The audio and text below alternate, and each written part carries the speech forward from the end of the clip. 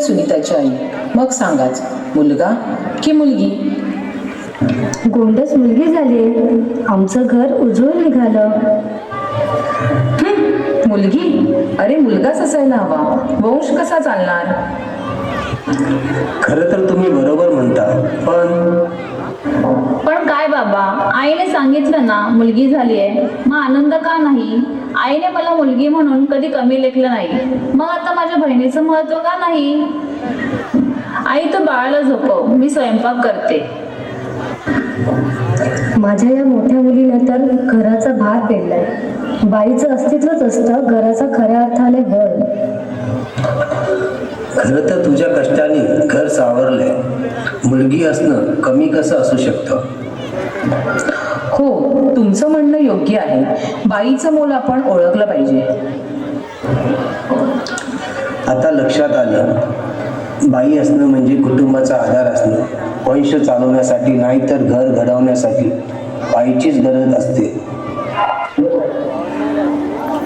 मग बाळाचं छान नाव ठेवा. तिच्या कष्टांमुळेच एक दिवस आपलं घर उजळून निघेल. हो, माझ्या दोन्ही मुली माझा अभिमान आहेत.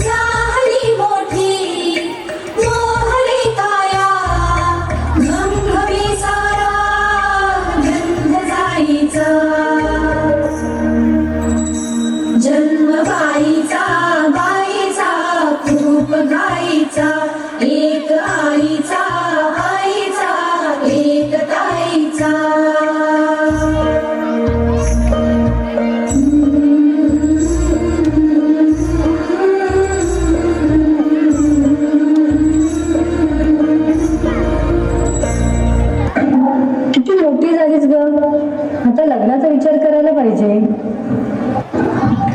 आई, अजून मला शिक्षण पूर्ण व्हायचं आहे. मला करिअर करायचं आहे. हो, पण समाज काय म्हणेल?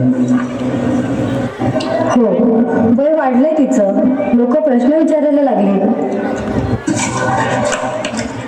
अरे वा, सुनीता किती सुंदर दिसते. आता तिचं स्थळ पाहायला हवं. पण मी अजून तयार नाही. बरोबर आहे ना, आम्ही लवकरच काहीतरी ठरवतो. मला असं वाटतंय की माझं आयुष्य माझ्या हातातच नाहीये. तू ठाम राहायला हवंस. तुझ्या स्वप्नांचा त्याग करू नकोस. पण कसं सांगू आई बाबांना? ते ऐकणार नाहीत. आई बाबा, मला वाटतं की लग्न हा माझाच निर्णय असायला हवा. मला माझ्या शिक्षणावर लक्ष केंद्रित करायचं आहे. ठीक आहे, पण तू जबाबदारीने निर्णय घेशील याची खात्री दे. तुझं भविष्य तुला ठरवून देणं महत्वाचं आहे.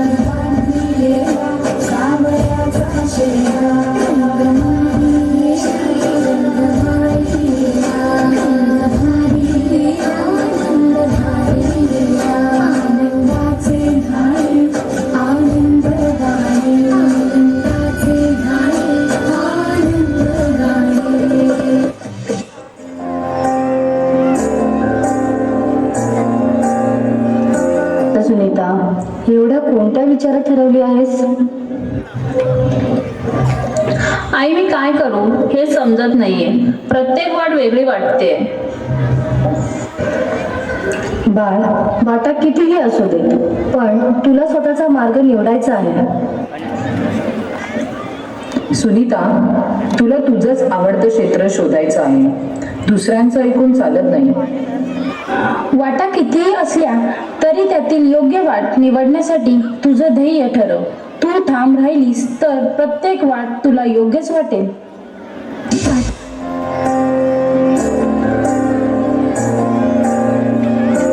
वाटा वाटा वाटा